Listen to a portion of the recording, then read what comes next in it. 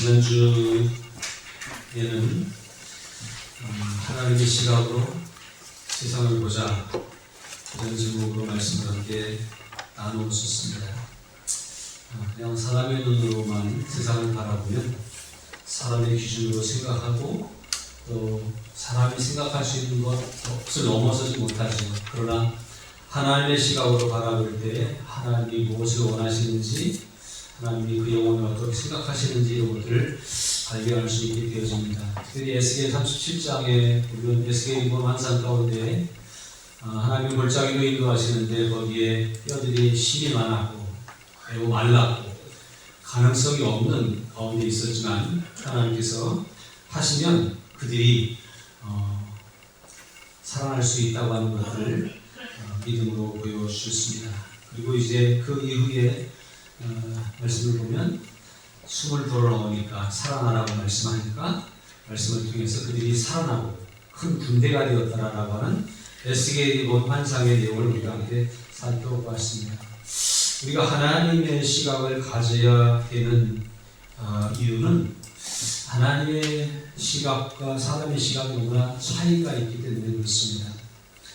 지난주에 잠깐 말씀을 드렸던 것 같습니다만 하나님이 원래 우리 사람을 만드실 때는 하나님의 형상을 닮은 모습으로 만드셔서 하나님처럼 생각하고 하나님처럼 바라보는 그러한 사람으로 만드셨습니다. 그런데 범죄한 아담과 하와 선악과를 따먹은 이후 하나님의 시각을 잃어버렸고 하나님의 마음을 잃어버렸고 하나님이 무슨 생각을 하시는지 어떻게 해야 하나님 좋아하시는지를 잃어버려서 그저 욕심을 따라 살아가는 인생으로 변하게 되었잖아요.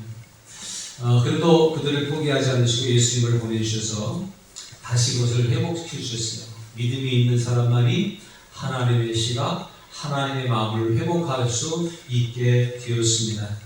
그런데 세상이 점점 바쁘고 분주하게 돌아가면서 예수를 믿는다고 믿음이 있다고 하면서도 정말 하나님을 닮은 사람들은 많지 않은 것처럼 보여지는 이 세상을 우리가 살아가고 있습니다. 이 말씀 앞에 서 있는 저와 여러분들 그리고 푸른마을교회가 하나님을 닮은 마음, 하나님의 시각을 가지고 하나님이 원하시는 일들을 잘 감당하는 그런 공동체 또 개개인이 될 수 있기를 주님의 이름으로 축복합니다. 사람들은요 무엇을 볼 때에 나타난 되어진 현상만을 보고 분별하고 판단하는 것이 사람의 한계입니다. 그래서 나타난 현상만을 바라보고 되어진 일만 바라보고 그냥 그 보여지는 곳에서 그 평가하고 또 보여지는 대로 또 자기 뜻대로 어떤 세상적인 기준으로 그것을 해석하는 것이 사람의 시각이라고 말할 수 있습니다. 그러나 예수님의 시각, 하나님의 시각은 좀 다른데요. 그것은 현상이 일어났지만 그 현실 속에서 현실만 보고 판단하시는 것이 아니라 그 현상 속에 담겨져 있는 또 다른 뜻이 무엇일까 그것을 의미를 생각해 보면서 특별히 그 현상이 벌어지게 된 상황 배경과 현상과 또 미래와 모든 것들까지 다 보실 수 있는 종합적으로 보실 수 있는 하나님의 시각 그것이 있다고 하는 것입니다. 그리고 예수님은 그 하나님의 시각으로 바라보면서 그것에 대한 해석 역시 이것이 이렇게 일어나는 것은 무슨 의미일까? 하나님은 여기서 어떤 것을 원하실까? 이러면서 하나님의 시각으로 해석하게 되어진다고 하는 거예요. 오늘 저와 여러분들이 예수를 믿는 사람, 예수님을 따르는 사람, 예수님의 진정한 제자라고 한다면 우리의 세상적인 시각들이 벗어지고 마치 사울이 다메섹으로 가던 길에서 예수님을 만나기 위해 눈에서 뭔가가 싹 벗겨진 뒤에 새로운 것을 보게 되었던 것처럼 오늘 우리들도 새 것을 볼 수 있는 그러한 은혜가 있기를 바랍니다. 그래서 그냥 보여지는 것에 급급해서 보여지는 것을 내 마음대로 해석하고 판단하는 것이 아니라 그 보는 것뿐만 아니라 그 뒤에 어떤 일이 있고 저주가 어떤 상황인지를 잘 꼼꼼히 살필 수 있고 뿐만 아니라 하나님은 무엇을 원하시는가 하나님의 뜻은 무엇인가를 해석할 수 있는 바라볼 수 있는 그런 우리들이 될 수 있기를 바랍니다. 오늘 본문에 보면 예수님이 길을 가시던 중에 한 사람을 만납니다. 예수께서 길을 가실 때에 날 때부터 맹인된 사람을 보신지라, 이렇게 성경은 시작을 하고 있습니다. 날 때부터, 태어날 때부터 맹인이었던 사람. 지금도 장애를 안고 태어난 사람들이 참 많습니다만, 과거에도 많았죠. 근데 이제 요즘은 많이 도움을 받기도 하고, 또 치료도 있고, 그래서 그래도 삶이 좋습니다만, 옛날에는 참 살기가 어려웠어요. 그리고 신체적인 장애를 가지고 있는 사람들이 세상을 살아가기가 너무나 힘들고 어려웠습니다. 그래서 그때는 대부분이 그냥 길에서 구걸하는 그런 사람들이 많았죠. 사도행전에 보면 베드로와 요한이 성전에 기도하러 가는데 성전 문 앞에 앉은 맹인이가 도와달라고 구걸하는 그런 모습이 보이죠. 종종 길거리에서 소경 바디메오를 만난다든지 또 여러 가지 질병에 있는 사람들, 장애를 가지고 있는 사람들을 만나게 되죠. 그런데 그렇게 많은 사람들이 이렇게 길거리에 있었는데, 오늘 만난 사람에게 주님은 특별한 생각을 가지고 다가서고 있음을 볼 수 있습니다.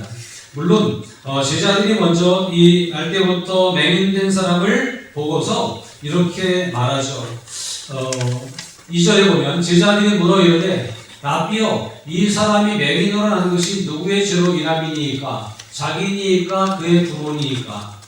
어떤 연약함을 가지고 있는 사람을 바라볼 때에 그 연약함을 그냥 단순하게 바라볼 뿐만 아니라, 사실은 단순하게 바라보고 그냥 지나쳐도 괜찮아요. 그런데 이것에 대해서 우리가 우리 마음대로 해석하고 우리 마음대로 생각하는 그러한 일들이 사람들의 모습들입니다. 특별히 유대 사회에서는요, 율법적인 사회 속에서 뭔가 하나님의 율법을 어겼기 때문에 벌받은 거 아니야? 이런 사고가 굉장히 많이 있었던 거예요. 그런데 우리는 우리가 일이 잘 안 풀리고, 또 아프고, 또 어떤 사고를 당하고, 이런 것들이 꼭 하나님 말씀을 안 들어서라고만 판단하기는 어려워요. 하나님 말씀을 안 들어서 그런 일을 징벌적인 의미에서 당하는 일도 있습니다. 그러나 꼭 그렇지만은 않습니다. 욥 같은 사람은 어떻죠? 욥 같은 사람은 하나님을 잘 섬기는 소문난 사람이었는데, 그가 마귀에게 시험을 받게 되고, 그 믿음이 더 견고하게 서는 과정, 그 믿음이 좋았지만 하나님을 새로운 시각으로 보는 과정으로 삼아주시기 위해서 욥이 고난을 겪는 그런 모습을 볼 수 있잖아요. 그런 걸 볼 때 고난이 꼭 어떤 죄와 연관된 것은 아니다라고 하는 것을 우리는 상식적으로 이해하고 신앙생활을 해야 할 것입니다. 그러나 스스로 자신을 돌아볼 때는 언제나 하나님 앞에 내가 바로 서는가를 늘 체크하면서 그렇게 믿음으로 살아가면 유익하리라고 생각이 되어집니다. 어쨌든 오늘 이 날 때부터 맹인된 사람을 바라보는 제자들의 시각은 이런 것이었습니다. 이 사람이 맹인으로 난 것이 누구의 죄 때문입니까? 저 사람이 죄를 지은 겁니까? 아니면 부모가 잘못해서 그렇습니까? 그 사람이 태어나자마자 맹인이었으니까 그 사람이 뭘 잘못해서 맹인되었다고 얘기하기는 어렵겠죠. 근데 그럼 부모가 잘못한 겁니까? 이런 시각으로 사람들이 바라보고 있었다는 거예요. 이게 참 무서운 얘기입니다. 유대인들이 가지고 있던 사고가 보통 그런 생각이었지만, 그러나 그것은 굉장히 잘못됐다고 하는 것들을 오늘 우리는 깨달았으면 좋겠습니다. 근데 이것이 어쩌면 유대적인 습관이기도 하지만 사람들이 가지고 있는 기본적인 속성 가운데 이런 사고가 있다고 하는 거예요. 누구의 죄 때문입니까? 라고 하면서 마치 어떤 문제가 발생하고 약점이 생기고 또 아픔이 있는, 고난이 있는 누군가에게 지적하고 정지하려고 하는 그런 사람들의 사고, 생각, 시각이 있다라고 하는 거예요. 그냥 보면 어때요? 있는 그대로 그냥 보면 돼요. 키가 작은 사람도 있고 키가 큰 사람도 있고 날씬한 사람도 있고 좀 살이 뚱뚱한 사람도 있고 그냥 보면 되잖아요. 근데 그걸 다 이유를 들고 그걸 빗대서 얘기하고 그 다음에 그걸 지적하려고 하고 더군다나 죄와 결부시키려고 하는 그런 생각은 굉장히 종교적인 것 같으면서도 굉장히 하나님께 있어서는 멀어져 있는 생각입니다. 그런데 이것이 우리도 모르는 사이에 쉽게 찾아올 수 있는 생각이라고 하는 거예요. 누군가를 정죄하면서 나는 안 그러니까 나는 의롭겠지 라고 하는 잘못된 생각이 그 속에 들어있는지도 모르겠습니다. 근데 어쨌든 제자들이 이렇게 말할 때에 누구의 죄 때문입니까? 라고 하면서 정죄하는 그 제자들과는 다르게 예수님은 이렇게 바라보고 판단하고 계시다고 하는 사실입니다. 3절입니다. 예수께서 대답하실 때 이 사람이나 그 부모의 죄로 인한 것이 아니라 먼저 사람이 사람을 정죄하는 것에 대해서는 딱 잘라서 말씀하십니다. 정죄하지 말라고 하신 거죠. 이 사람도 그 부모도 죄를 지어서 죄가 많아서 이렇게 된 것은 아니다라고 하는 것을 분명히 말씀을 하십니다. 그러면서 하시는 말씀이 그에게서 하나님이 하시는 일을 나타내고자 하심이라고 가르쳐 주시고 있습니다. 똑같은 현상을 바라보면서, 똑같은 한 사람을 바라보면서, 태어날 때부터 맹인되는 그 사람을 바라보면서 제자들은 이 사람이 이렇게 된 것이 죄 때문입니까? 누구 죄 때문입니까? 라고 하면서 그렇게 완전히 세속적으로 판단하고 인간적으로 너무 판단하지만, 그러나 예수님은 그 속에서 다른 모습을 보고 있다고 하는 거예요. 그에게서 하나님이 하시는 일을 나타내고자 하심이라고 말씀하시는 예수님의 대답 속에는 사람의 생각과 예수님의 생각이 이만큼 차이가 나구나. 사람이 보는 것과 예수님이 보시는 것과는 이렇게 다르구나 라고 하는 것들을 볼 수가 있습니다. 그래서 오늘 저와 여러분들이 믿음으로 주님을 따라간다고 한다면 사람의 생각을 자꾸 지우고 예수님의 시각을 가지고 예수님의 마음을 가지고 바라보고 판단하고 분별할 수 있는 그러한 우리들이 되어져야 된다고 하는 거예요. 그 길가에 있던 맹인의 입장에서 어떤 평가에 대해서 이 평가를 두 가지를 들었을 때 마음이 어떻겠어요? 그 사람뿐만 아니라 하나님의 시각도 마찬가지예요. 이 사람을 정지하고 지적하고 손가락질하고 그런 인생이 아니라 하나님의 뜻이 있을 거야 라고 생각하면서 믿음으로 감당하려고 하는 그러한 모습들이 우리에게 정말로 필요하다라고 하는 것입니다. 저는 이 사건을 이렇게 말씀을 보고 묵상을 하고 그러면서 많은 맹인을 들어서 맹인은 앞을 보지 못하는 사람이잖아요. 이 맹인을 만난 이유가 무엇일까? 맹인을 만나고 맹인을 오늘 이렇게 대하는 그 자세에 대해서 말씀하시고 또 그 맹인을 고쳐주시는 이 사건을 보면서 여기서 오늘 특별히 맹인을 만났던 이유는 무엇일까? 그런 생각을 해보면서 우리가 본다고 하는 거 굉장히 중요한 거잖아요. 그래서 지난주에 말씀처럼 하나님의 시각으로 바라봐야 되는데 예수를 믿으면서도 교회를 다니면서도 하나님의 시각으로 바라보지 못하고 세상과 영혼과 모든 것들을 바라보는 데는 굉장히 잘못될 수 있다라고 하는 것들을 깨닫게 하시기 위해서 오늘 맹인을 만나게 하고 맹인에 대한 말씀을 보게 하시지 않았을까 그런 생각을 해봅니다. 이 사람을 이제 통해서 하나님이 하시는 일을 나타내고자 하심이라고 말씀하실 뿐만 아니라 하나님의 뜻이 있으시겠지 그리고 지나치는 게 아니에요. 정말 하나님이 하시는 일을 그 사람을 통해서 이 상황 속에서 나타내시는 예수님의 모습을 볼 수가 있습니다. 7절에 가서 보면 본문 7절에 보면 그 사람에게 이렇게 말씀하십니다. 이르시되 실로암 못에 가서 씻으라 하시니 실로암은 번역하면 보냄을 받았다는 뜻이라고 그렇게 말씀하고 있고 이에 가서 씻고 밝은 눈으로 왔더라. 그 사람을 만나고 그 사람을 보고 그냥 지나치지 않고 그 사람에게 침을 뱉어서 진흙을 이어가지고 눈에 발라주면서 실로암 못에 가서 씻으라 라고 말씀하시고 그 사람은 또 순종해서 실로암 못에 가서 씻고 오니까 눈이 밝아져서 밝은 눈으로 왔더라 라고 이렇게 말씀을 하고 있습니다. 기록이 되어져 있습니다. 저는 이 사건 또한 굉장히 의미가 있다고 보여집니다. 하나님의 시각을 가지지 못한 사람들에게 보여주는 중요한 메시지가 이 속에 담겨져 있습니다. 우리가 하나님의 시각으로 무엇을 보지 못하는 이유는 무엇일까요? 하나님의 사람은 하나님의 마음으로 하나님의 시각으로 바라보고 판단하고 그래야 되고 또 하나님의 뜻에 관심을 가지고 살아가야 되는데 그렇지 못하기 때문에 보이는 것도 그냥 자기 관점에서 보게 된다고 하는 거예요. 우리는 하나님의 사람이고요. 하나님의 사람이라고 하는 것은 우리가 죽은 목숨이지만 예수님이 우리를 구원해 주셨고 십자가 사건 속에서 우리의 모든 죄와 우리의 죽어야 될 이유를 다 짊어지고 감당하신 후에 우리를 새롭게 하셔서 구원에 이르게 하셨습니다. 다시 말하면 우리는 죽어 마땅한 이미 죽었던 영혼들이지만 주님이 우리를 다시 살려주셨다고 하는 거예요. 우리의 생명은 다시 난 생명, 다시 난 삶이에요. 그러므로 이 생명은 두 번째 생명인데, 이 첫 번째 생명은 자기 마음대로 살았을지라도 주님을 만난 이후에 주님이 주신 새 생명을 가지고 살아가는 사람들은 이제 내 마음대로 사는 것이 아니라 이 새 생명을 다시 새로운 삶으로 이어가야 된다고 하는 것입니다.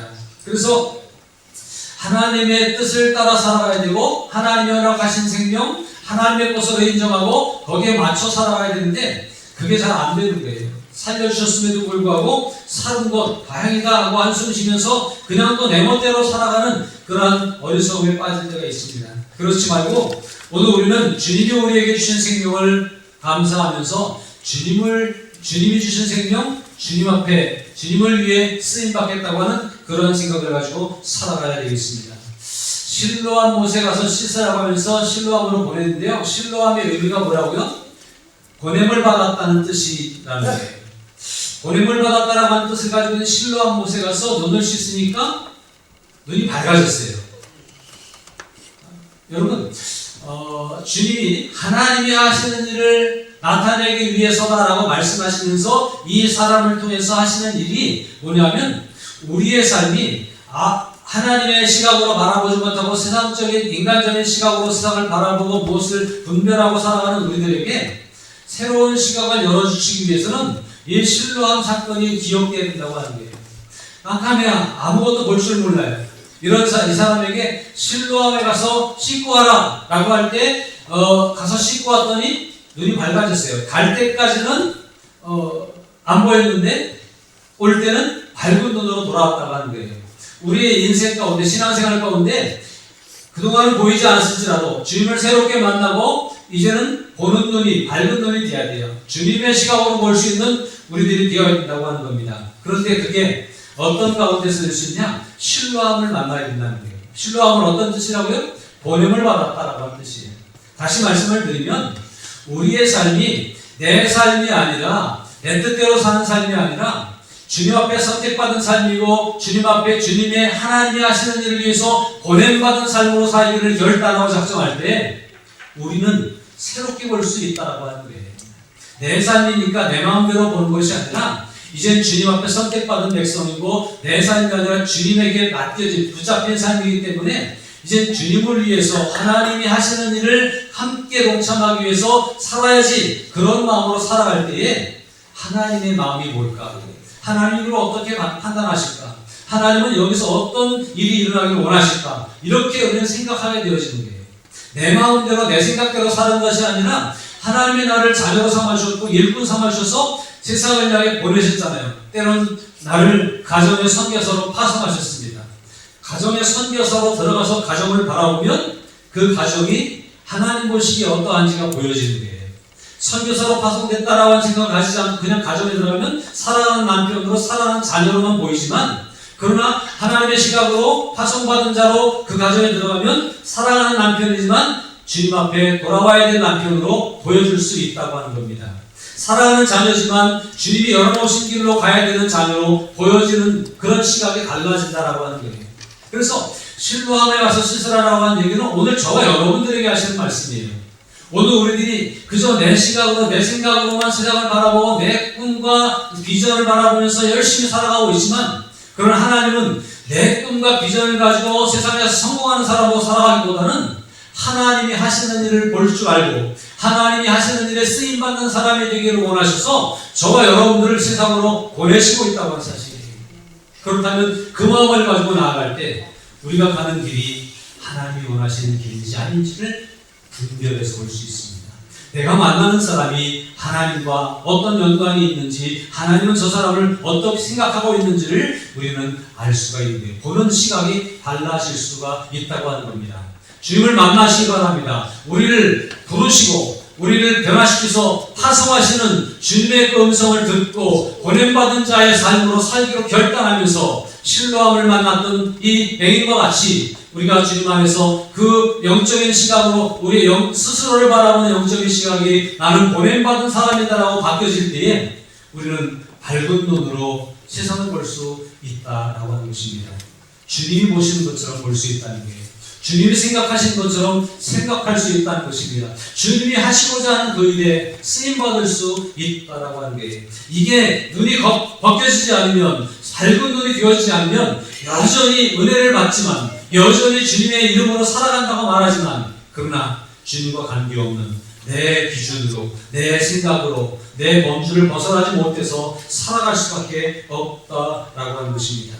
사랑하는 여러분, 보냄을 받았다라고 하는 뜻인 실로암에 가서 씻었던 것처럼, 보냄을 받은 사람으로서 우리를 씻어주는 주를 만나고 세상에 비치신 주를 만남으로 말미암아 빛의 눈을 회복할 수 있기를 주님의 이름으로 축복합니다. 하나님이 하시고자 하는 일이 무엇인지를 발견할 수 있어야 됩니다. 교회를 바라보시는 주님의 시각은 무엇일까요? 우리가 모여서 무엇을 하기를 주님은 원하실까요? 그저 모여서 반갑게 인사하고 그동안 하지 못한 수다 하나 떠는 공동체가 되기를 원하실까요? 아니면 진정으로 함께 손을 맞잡고 뜨거운 사랑으로 교제하면서 주님께 온전한 예배를 올려드리고 어찌하든 힘을 모아서 주님을 위해 섬기고 세상을 변화시키는 일 위해 쓰임받는 하나님의 신실한 일꾼들이 모이는 공동체가 되기를 원하실까요? 주님의 시각을 우리는 분명히 깨닫고 알아야 할 것입니다. 우리 한 사람 한 사람이 주님 앞에 어떤 사람이기를 주님은 원하실까요? 주님이 나를 선택하셔서 하나님의 자녀가 되게 하신 이유는 무엇일까요? 그것은 바로 하나님이 하시는 일을 나타내고자 하시기 위해서 우리를 부르셨고 자녀로 삼으셨다라고 하는 사실입니다. 이 일을 분명히 깨닫고 하나님의 시각으로 세상을 바라볼 수 있는 저와 여러분들이 될 수 있기를 바랍니다. 특별히 하나님이 하시는 일이 뭔가, 내가 무슨 일을 해야 되는지를 분명히 깨달아 알 수 있어야 될 것입니다. 먼저 눈이 번쩍 떠지시기를 주님의 이름으로 축복합니다. 내 눈이 아니라 주님의 눈을 가져야 돼요. 내 시각이 아니라 영적인 시각으로 세상을 바라보고 무엇을 분별할 수 있는 그런 우리들이 되어져야 될 것입니다. 어떤 사람을 정죄하고 지적하고 그런 것에서 끝나는 것이 아니라 이제 넘어서서 그 속에서 하나님이 원하시는 것이 무엇이고 하나님은 어떤 계획을 가지고 계시고 하나님이 기뻐하시는 일이 무엇인지를 발견하고 그렇게 긍정적으로 신앙적으로 분별할 수 있는 그런 우리들 모두가 되어져야 할 것입니다. 하나님이 하시는 일을 나타내고자 하십니다. 이 소경이 맹인이었기 때문에 눈을 떠주시는 하나님의 은혜를 경험할 수가 있었습니다. 또 그 사람이 있었기 때문에 사람들이 하나님은 이런 일도 하시는구나, 하나님은 그 누구라도 고치실 수 있구나 라고 하는 하나님을 보게, 간접적으로 보고 발견하게 되는 그런 일들이 있습니다. 그 일이 보기에 좋은 일이든 그렇지 못한 일이든 고난의 일이든 복된 일이든 하나님이 하시는 일이 그 속에 담겨져 있다고 하는 것을 기억하고 그렇게 바라볼 수 있기를 주님의 이름으로 축복합니다. 본문 9절에 보면 이런 말씀이 있습니다. 때가 아직 낮음에 나를 보내신 이의 일을 우리가 하여야 하리라. 밤이 오리니 그때는 아무도 일할 수 없느니라고 말씀합니다. 하나님이 하시는 일을 하셔야 되는데 하나님이 지금 일하고 계시고요. 그런데 지금 아직 낮이기 때문에 하나님의 일을 우리가 해야 된다는 거예요. 예수님 말씀하시기를 나를 보내신 이의 일을, 다시 말하면 하나님이 하시는 일을 누가 해야 돼요? 예수님이 하셔야지. 아직 낮이기 때문에. 또 예수님이 내가 하여야 한다고 하지 않고 우리가 하여야 하리라고 말씀하시면서 예수님도 제자들도 그 일에 동참하고 쓰임받아야 된다고 하는 것을 알려주시고 있습니다. 오늘 여기에 주님이 오셔서 말씀하시면 우리가 라고 말씀하실 때 주님이 하시는 그 일을 우리 교회가 또 우리 한 사람 한 사람이 이 일을 하여야 한다라고 하는 것을 말씀하고 있는 거예요. 사랑하는 여러분, 저와 여러분들이 바로 하나님이 하시는 일이 무엇인지를 알아야 하고 그 하나님이 하시는 일을 지금 감당해야 된다고 하는 사실도 기억할 수 있기를 바랍니다. 때가 아직 낮이라고 하는 것을 보면서 그럼 뭐가 지금은 낮이에요? 뭐도 있다는 거예요? 밤도 있다는 거예요. 지금은 낮이라고요. 그런데 지금은 낮인데 낮이 있다고 하는 얘기는 굳이 낮이라고 말씀하신 이유는 밤이 올 수 있기 때문에 그렇게 말씀하신 거예요. 그러면 밤이 오면 어떻다고요? 아무도 일할 수 없는 밤이 온다는 거예요. 지금은 일해야 될 때고 일할 수 있지만 좀 지나면 밤이 오는데 그때는 아무도 일할 수 없다. 그때는 끝이다. 이런 말씀을 하고 있어요. 5절에서 보니까 내가 세상에 있는 동안에는 세상에 빛이로라 라고 말씀하십니다. 주님이 아직은 세상에 계시니까 아직은 희망이 있고 아직은 기회가 있다라고 하는 사실이에요. 사랑하는 여러분, 때가 아직 낮으라고 밤이 올 것이라고 내가 지금 세상에 아직은 있다라고 말씀하시는 이 주님의 음성을 들으면서 하나님이 하시는 일을 우리가 알아야 되고 하나님이 하시는 일에 우리가 함께 쓰임받고 동참해야 되겠는데 언제 해야 된다는 거예요? 아직 낮을 때, 아직 기회가 있을 때 이 일을 해야 된다고 하는 거예요. 기회가 없어서 후회할 일이 생기면 안 된다고 하는 것도 우리는 잘 기억할 수 있으면 좋겠습니다. 일할 수 있을 때가 언제입니까? 지금입니다. 아직은 낮이다.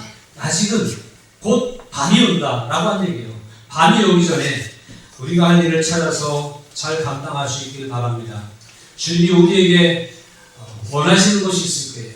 어떤 일을 하기를 원하시는지, 주님이 나를 통해서 어떤 일을 하기를 원하시는지 잘 깨닫고 이거구나 하고 붙잡고만 있는 게 아니라 아직 낮은 이 시간에, 아직 우리가 감당할 수 있는 지금 시간에 이것을 빨리 감당할 수 있어야 되겠습니다. 곧 밤이 온다고 하는 겁니다. 개인적으로 인생의 밤을 맞이할 것입니다. 온 우주적으로 이 지구의 이 땅의 종말을 맞이할 것입니다. 그때는 아무것도 할 수 없습니다. 그때가 언제일지 아무도 알 수 없기 때문에 오늘이 마지막 기회라는 생각을 가지고 오늘 아직 낮이라고 하는 생각하는 이때에 우리가 하여야 할 일을 해야 할 것입니다. 사랑하는 여러분, 주님의 시각으로 영혼들을 바라볼 수 있길 바랍니다. 내가 그 영혼을 바라볼 때에 구원받은 사람인지 구원받아야 될 사람인지를 발견할 수 있어야 돼요. 우리의 눈은 사람 그냥 볼 때 몰라요. 저 사람은 부자라 좋겠다. 저 사람은 성공했네. 저 사람 참 몸매가 일을 잘했네. 이런 것만 바라보는 인간적인 시각으로 바라보지 마시고요. 주님의 시각으로 우리가 바라볼 때에 아무리 예뻐도 천국 갈 수 있는 사람이 있고 못 가는 사람이 있어요. 아무리 부자여도 천국 못 가는 사람이 있어요. 아무리 세상에 성공했어도 하나님의 나라에 들어가지 못하는 사람이 있습니다. 그걸 볼 수 있는 시각이 우리들에게 필요한 거예요. 우리는 예수님 믿으면서도 그런 시각으로 세상을 바라보지 못했어요. 그냥 부자를 부러워하고 그저 몸매 관리 잘한 사람을 부러워하고 건강 관리 잘한 사람만 부러워하고 살았어요. 세상에서 100년 건강하게 살았어도 천국 못 가면 아무것도 아닙니다. 혹 세상에 살면서 참 고생 많이 하고 살았어도 천국 간다면 그것은 가장 행복한 삶을 살아가는 사람일 것입니다. 하나님의 시각으로 영혼을 바라보고 세상을 바라보고 판단하고 분별하고 하나님이 하시고자 하는 일이 무엇일지, 주님이 이 땅에 오신 것은 무엇 때문에 그래요? 영혼에게 하나님 나라를 전하고 그 영혼들이 하나님 나라에 돌아오기를 기대하시는 마음으로 자신의 몸을 던져서 십자가에 희생하시면서까지 하나님이 하시고자 하는 일에 쓰임받기를 원하셨고 그 길을 가신 거예요. 마지막 겟세마네 동산에서 기도하시면서 아버지 하나님, 이 잔을 향해서 옮기실 수 있다면 좀 옮겨주옵소서. 그 얘기는 너무 힘들다고 한 얘기예요. 그러나 나의 원대로 모시고 아버지의 원대로 하옵소서라고 기도하시면서 그 길을 꿋꿋하게 가셨던 이유는 아버지께서 일하시니 나도 일한다고 하는 생각을 가지고 이것이 아버지께서 하시고자 하는 일이라고 하는 것을 알기 때문에 그 일에 동참하기를 원하셔서 그 길로 가셨던 것입니다. 오늘 저와 여러분들이 하나님이 하시는 일을 볼 수 있기를 바랍니다. 하나님이 하시는 일에 우리가 이 일을 해야 된다. 언제요? 아직 낮을 때 지금 해야 된다고 하는 사실을 알고 그 일을 잘 감당할 수 있는 그런 우리 모두가 될 수 있기를 바랍니다. 오늘 집으로 가시면 하나님의 시각으로 영혼들을 바라볼 수 있기를 바랍니다. 그래서 더 사랑해야 돼요. 더 품어야 돼요. 더 위에 기도해야 돼요. 그리고 더 건면하고 그들을 주님께로 인도해야 될 것입니다. 그것이 하나님 아버지가 하시는 일입니다. 나에게 우리 가정을 맡기신 이유는, 나에게 우리 주변의 사람들을 이렇게 만나게 하신 이유는 하나님이 하시는 일을 보시기 위해서, 보게 하시기 위해서 그렇게 맡기셨다고 하는 것들을 기억할 수 있기를 바랍니다. 그래서 나를 통해서도 하나님이 하시는 일을 보시지만 내가 만난 그 사람들이 변화되는 일을 통해서 하나님이 하시는 일을 보게 하시는 놀라운 역사를 이루어 주실 줄로 믿습니다. 그 일을 위해 결단하고 헌신할 수 있기를 바랍니다. 정리해서 말씀을 드립니다. 우리의 시각이 열려져야 됩니다. 혹 날 때부터 맹인된 사람이 있다고 할지라도 그건 문제가 되지 않습니다. 그런데 지금도 맹인으로 살아가는 사람은 참 문제 중에 문제입니다. 날 때부터 맹인으로 태어날 수 있어요. 날 때부터 죄인으로 태어난 우리들이 그런 사람들이에요. 그러나 태어나면서부터 죄인으로 태어났지만 아직도 죄인이라고 한다면 그건 문제잖아요. 예수님을 만나서 우리의 모든 죄가 사함받기를 원합니다. 날 때부터 태어날 때부터 세상 돌아가는 것을 주님의 시각으로 발견하지 못하는 맹인으로 살아가는 사람이었던 것은 어쩔 수 없는 일이에요. 그러나 주를 만난 이후에도 여전히 맹인으로 살아간다면 그것은 참 심각한 문제라고 하는 사실을 기억하시기 바랍니다. 나는 날 때부터 맹인으로 태어났지만 오늘을 살아가면서 주님을 만났으면서도 여전히 맹인으로 살아가고 있는 사람은 아닌지를 돌아볼 수 있기를 주님의 이름으로 부탁을 드립니다. 그리고 실로암에 와서 씻고 오라고 하는 주님의 음성을 오늘 우리의 귀에 마음에 깊이 새기시고, 그리고 내가 보냄받은 자로 하나님의 일꾼으로 하나님께서 일하시는데 하나님의 일에 내가 쓰임받아야 되는데 그런 마음으로 보냄받은 자의 심정으로 세상을 바라보고 나아갈 때에 우리의 눈은 분명히 열려질 것입니다. 사원도들의 시각과 목회자의 시각은 차이가 많이 납니다. 왜냐하면요, 목사는 하나님의 종이라고 생각을 늘 하고 살기 때문에 그렇게 볼 수밖에 없는 거예요. 그런데 여러분들도 그런 시각을 가질 수 있기를 부탁을 드립니다. 하나님이 나를 보내셨다고요. 나는 하나님이 나를 부르셔서 구원해 주실 뿐만 아니라 나를 일꾼 삼으셔서 보내셨다고요. 무엇을 위해서? 하나님이 하시는 일을 보게 하시기 위해서, 하나님이 하시는 일에 쓰임받게 하시기 위해서 나를 보내시고 있어요. 이걸 인식하고 보냄받은 자로 살아가게 되면 다르게 보이는 거예요. 다르게 판단할 수 있는 거예요. 그렇게 바라보고 하나님이 하시는 일을 보고 하나님이 하시는 일에 쓰임받는 저와 여러분들이 될 수 있기를 주님의 이름으로 축복합니다.